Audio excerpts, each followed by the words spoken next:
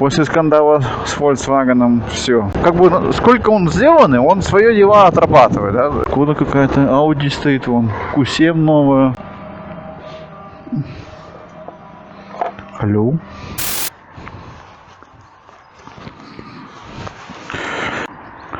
Здравствуйте, дамы и господа. Исправляем ошибки прошлого. Я раньше в видосах там редко здоровался, не до этого было под эмоциями, первые разы тяжело. Вообще, если честно, не знал, будет кто смотреть, не будет, но смотрят. Это уже приятно, это очень приятно. Когда пишете комментарии, это в 3 раза приятнее. И, соответственно, удержание на канале — это очень-очень-очень важный факт. В плане того, что YouTube сейчас продвигает те видосы, которые реально смотрятся. То, что одного лайка там недостаточно, как это раньше делалось. Пролайкают. И сегодня я вот приехал на работу на моем пушка-гонка. Если что, он продается. Но я надеюсь, что к выходу этого видео он уже продастся.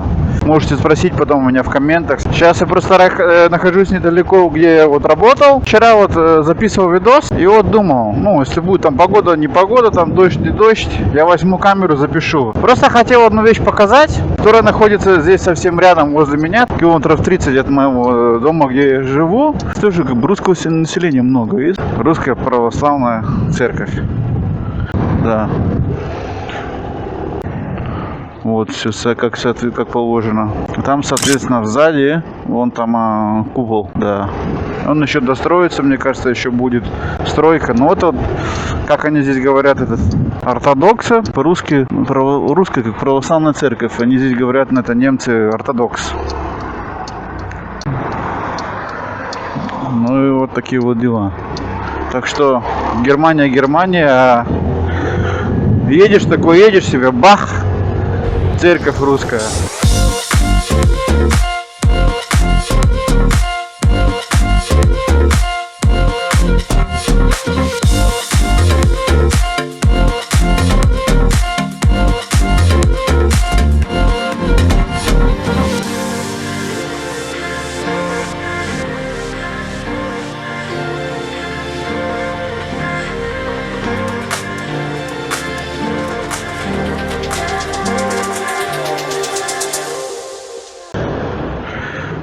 Полиция на BMW ездит, на пятерочке на новом. После скандала с Volkswagen все, доверие пропало. У нас полиция теперь ездит стала не только в Баварии, Баден-Вюртемберг, вот эти две страны, два больших региона Германии, 2 земли. Они в основном передвигались на таких дорогих очень машинах, потому что там у них как бы завода-производителя. У нас было здесь Volkswagen сверху, потому что у нас ездили на Volkswagen. И теперь у нас здесь тоже стали ездить на BMW, на Мерседесе. Все нормально. Еще купили Ford. Я уже показывал пару раз, мы ездили последних 100 километров от города, где-то есть деревушка, ты заезжаешь туда, и там ничего нет. Ну, хорошо, что я всегда, в принципе, насчет этого был. Вот ты молодец, конечно, Мерседес, куда ты прешь? Не имется люди, приедет навстречу прям через сплошную линию.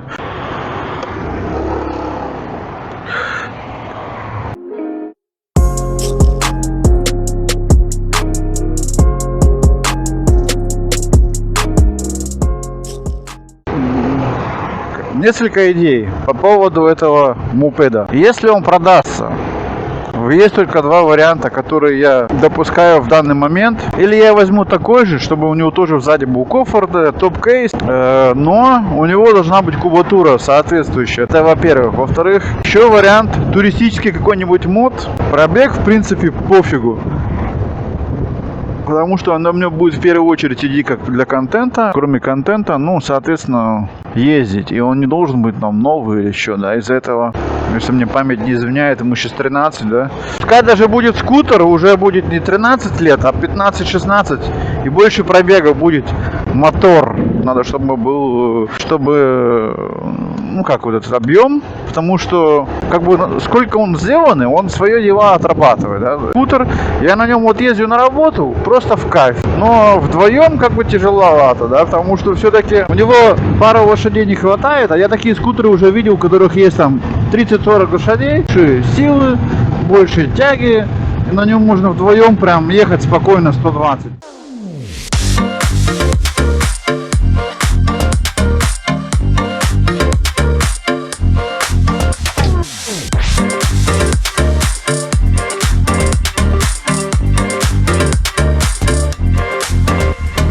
И 125 кубиков меня вообще никак не толкнули на мысль, что он может ехать меньше 100.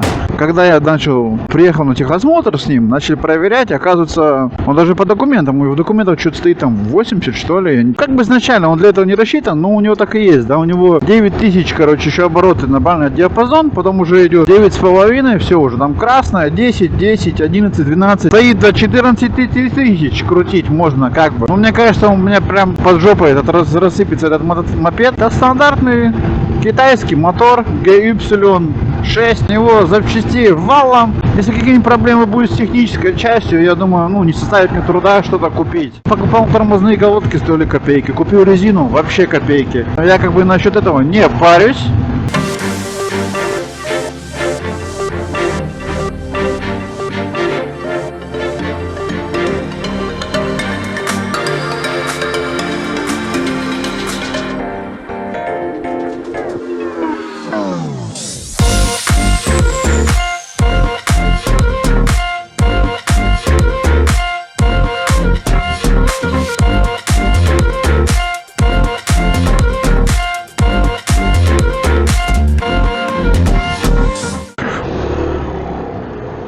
Вот как выходные бывает погода не очень. Если я не снимаю, то я тогда сажусь за комп и вперед.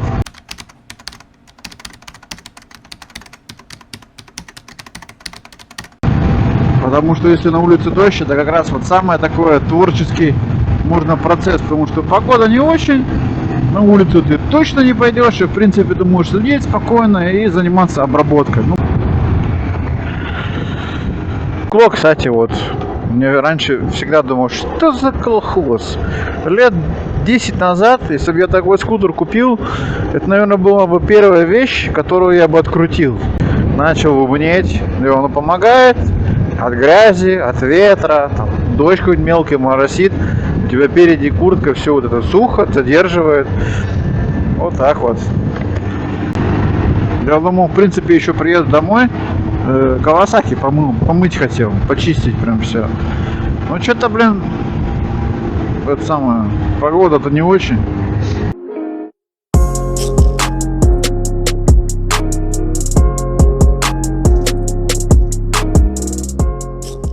О, попёрло, родимая, 70 идет прям как вот шепчет. Звук, конечно, у него слуховной, такой еще, что сказать. Привыкнуть надо. Я поначалу думал, что за пердеж такой, да? Но ничего, уже привык. Зато когда на нем 2 дня поездишь, как бы успокоишься, потому что он все-таки на 80 у него уже предел. Это даже не крейсер, это предел. Крейсер у него такой 65-70. Все четко. Садишься потом после этого 2 дней на Кавасаки, и тебе кажется, что Кавасаки прям прикрутили какой-то компрессор или турбину, потому что он так валит. Потом ты садишься на эту, выкручиваешь ручку газа, ничего так не происходит поначалу, да, у него тоже как бы не шибко, да. Что у него там, 5 киловатт, 7 лошадей, да. Из этих 7 лошадей уже, наверное, осталось 5,5. 1,5 лошади уже отвалилось. Ну что, не едешь, грузовик? Он назад или? У него, оказывается, прицеп. Везет спереди грузовик, перед нами везет напитки всякие. Ты вот сейчас резко ручку газа вытягиваешь, что-то у него в последнее время стала пропадать тяга. Я надеюсь, что ничего такого серьезного тут не происходит. И надо будет посмотреть, разобрать, может быть, что-то придумать с ним. Вот такой, в принципе, напиток я уже тоже покупал пару раз.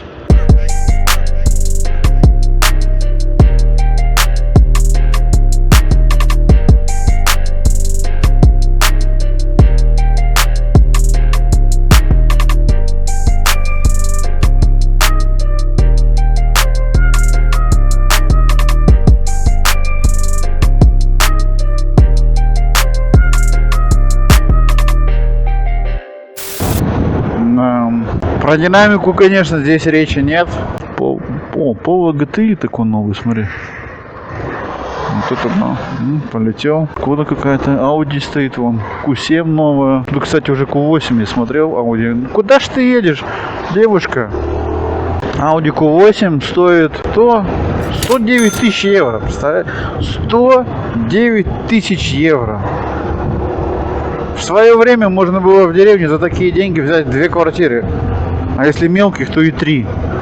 А тут машина. Ставишь ее на учет, сразу же у тебя 10 тысяч так щелк, счетчик вниз. Проезжаешь на ней 1000 километров и еще 10 тысяч упало. Такие машины, блин, чем дороже, тем они быстрее в цене теряют. Это вам не Lamborghini, а Вентадор какой-нибудь. Или, блин, Супер Леджера, у которых всего выпустили 200 штук. Этих Q8 сейчас понаштампуют, блин, как гольфов. Ну, меньше, конечно, но все равно их будет много. И, соответственно, у них будет... Цена не будет держаться, она будет падать. О, полиция на Форду, как и обещал. Ford S-Max.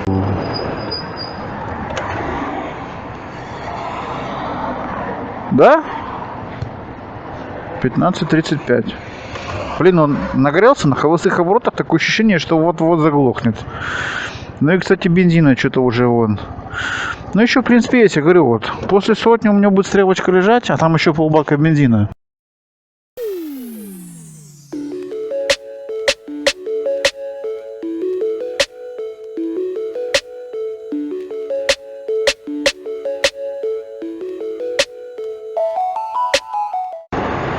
Да что-то, откуда вы все взялись тут? То вот никого нет, тут вот один за одним едут.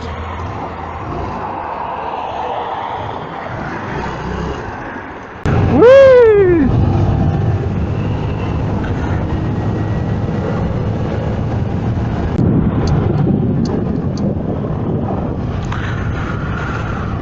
Надо посмотреть, все-таки сейчас я заскочу домой.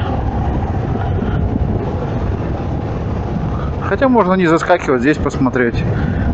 Воздушный фильтр что-то мне не нравится. Вот такое чувство, кому-то вот резко, когда газ даешь, что ему не хватает ему воздуха, что ли. Машина на домкрате стоит, чисто по-русски, да?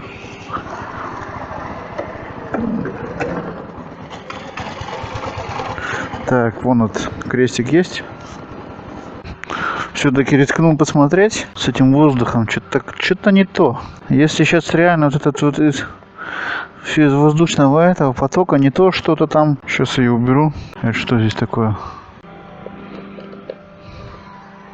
Да ну я снял.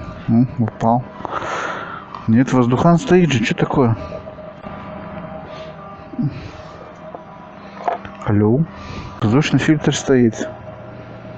Да, шуруп упал, а тут его нифига не видно. Что тебя не устраивает? Я не могу понять. Вот воздухозаборник. Воздушный фильтр на 4 шурупа. Вот китайцы молодцы. Вот японцы такого точно не придумали. Я не думаю. Так, 3,6. 3,6. Число дырок на коробке сходится с числом шурупов у меня в руке. Это редкий случай, кстати. Значит, все делаем правильно. Самое страшное, это когда что-нибудь закрутил, такой отремонтировал, у тебя еще в руке остались шурупы, или наоборот не хватает, где-то посел. Тоже было. Меня один хороший человек научил ремонту. Берешь коробочку какую-нибудь там, ложишь туда вот свои запчасти, шурупы, чтобы знать. И при сборке-разборке так отдельно. И, соответственно, запоминаешь, где что было быстрее. Не забываешь. Легче собирать. Грязи нету. В принципе, фильтр-то чистый. Сейчас закручу туда, еду домой. Да что тут...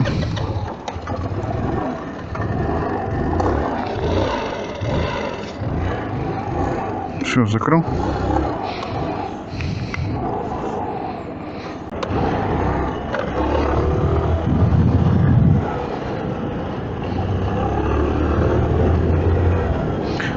Покажу вам ремонт по-русски, а может и не по-русски.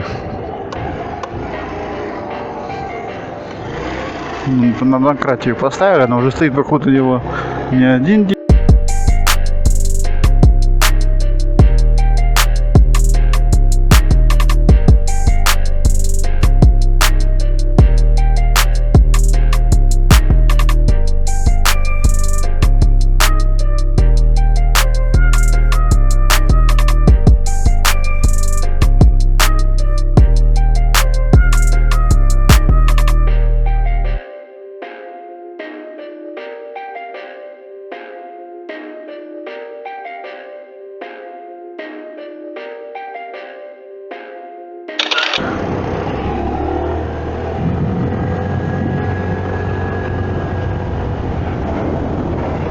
доказал на днях.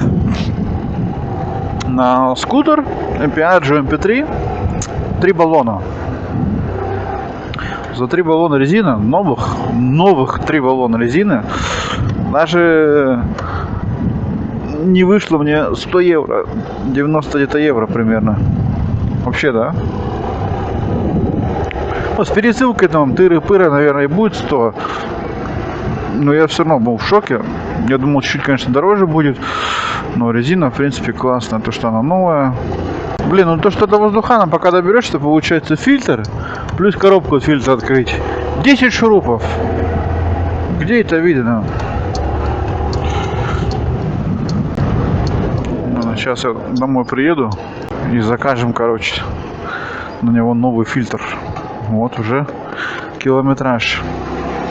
В принципе, если как я им пользуюсь по дальнику, это жесть. Ну как, жесть. Это не жесть, это для мотора отлично. Просто надо будет тебе каждый день приезжать на заправку, да? А если на нем чисто вот так вот по городу передвигаться, в магаз съездил, домой.